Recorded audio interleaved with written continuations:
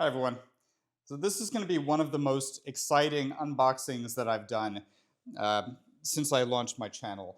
I'm going to go ahead and open up this package right now. And this is a Tanto, which you can probably already see from the size of the box, that has come from a friend. It's a very old piece, and I'll be talking a little bit about it as I open up the package. The Tanto dates to the late Kamakura period. So in my last video for the Chiyozuru Tanto, I was talking a bit about the Rai school. I'll go ahead and recap some of that discussion now. The Rai school is known for using the character Rai, which means to come in Japanese. And the reason that it's said that that kanji was used is the legend that the first Rai smith, Rai Kunitoshi, came from Korea and brought his craft with him. There are no swords today that are definitively said to have been made by Kunitoshi, no signed examples that can definitely be said were made by the founder of the school. So rather than Kunitoshi, the individual Kuniyuki, who we do have examples of, are said to be the earliest Rai blades that we have on record. So he is based on extant examples, the founder, but historically, by legend, it is Kunitoshi who takes the credit for being the first Rai school smith. So this blade really is very exciting. Is a Tanto that is papered to and signed by Rai Kunitoshi. So Rai Kunitoshi is the next generation, one or two after Rai Kuniyuki. So I'll talk a little bit about Kunitoshi and some of the thinking as far as that smith. So first I'm going to take out the Kanteisho. This is a Tokubetu Hozon Kanteisho. And by the way, AirTag, very good idea these days to include an AirTag with your shipment. Gives you the location of the package. This is a Tokubetu Hozon Kanteisho to a signed Tanto, Ubu signed Tanto by Rai Kunitoshi. The blade is 7 sun, 7 bu in length, and it was registered in Showa 39. And this is a saigaki, or an inscription recorded on the Shirasaya by Dr. Tanabe Sensei. Tanabe Michihiro was the former head researcher of the NBTHK.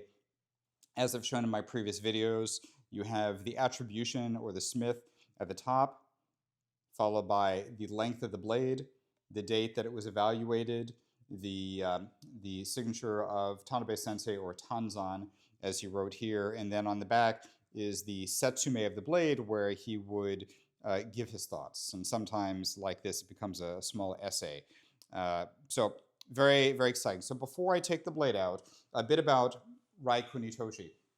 After Kuniyuki, he was followed by another smith that worked in a very similar style. So today, typically, people think of Yamashiro Den as blades that have a straight hamon, suguha hamon.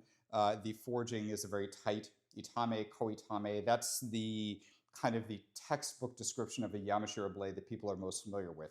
But early Yamashiro blades were much more complex. The hamon was midare or choji.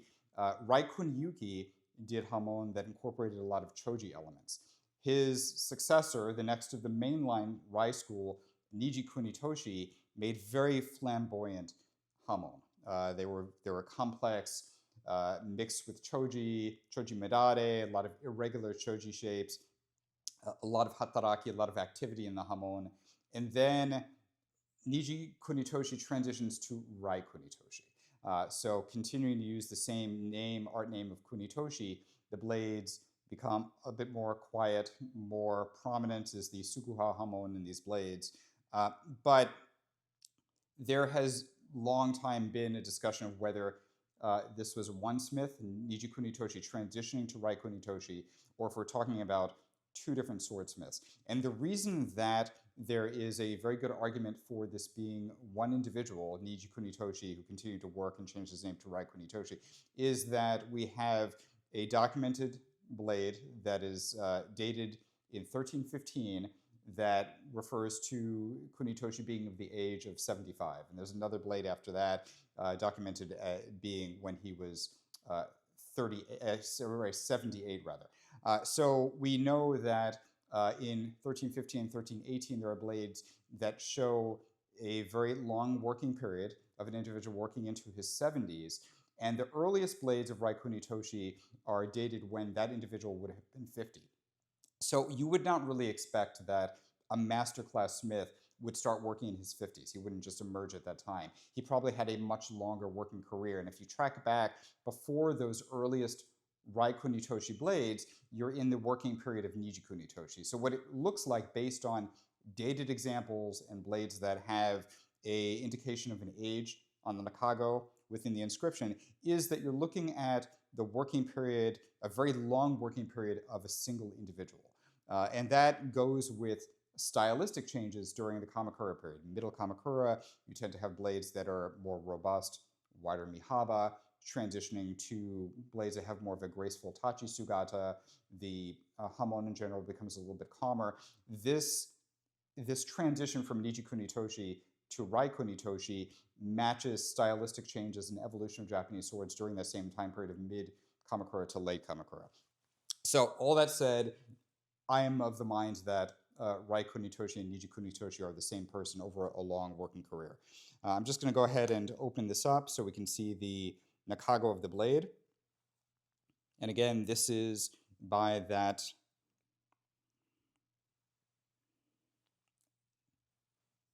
second May, Rai Kunitoshi, and beautiful. Very beautiful, very typical of what you would want to see in a Rai Kunitoshi blade.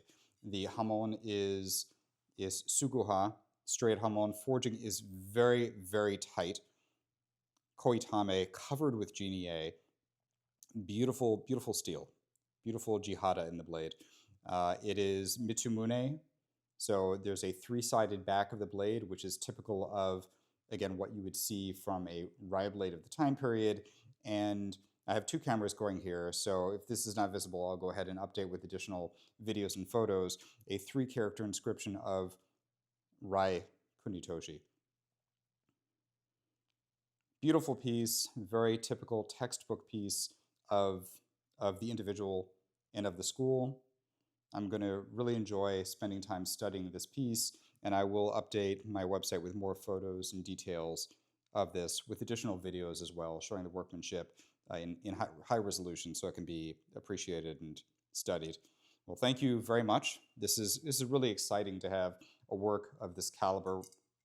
Rai Kunitoshi was a Saijo Saku smith, so if you look at the tiers of blades as they were evaluated by the scholar Fujishiro, he rated swordsmiths by 5 different categories. You have Chusaku, Chujosaku, Jojosaku, Chusaku, Chujosaku, Josaku, Jojosaku, and Saijosaku. Those are the 5 tiers based on the quality of the individual, not the blade, but the swordsmith. Rai Kunitoshi was rated at that highest tier of Saijosaku. So one of the greatest of the old masters, and to have a blade like this, which is flawless and healthy and has an Ubu signed Nakago and is such a textbook example is extremely exciting just to be able to have it and study and appreciate. So I'm looking forward to doing a bit of writing on this, more photos and videos, and sharing on my channel in the near future. Thank you very much. Thanks.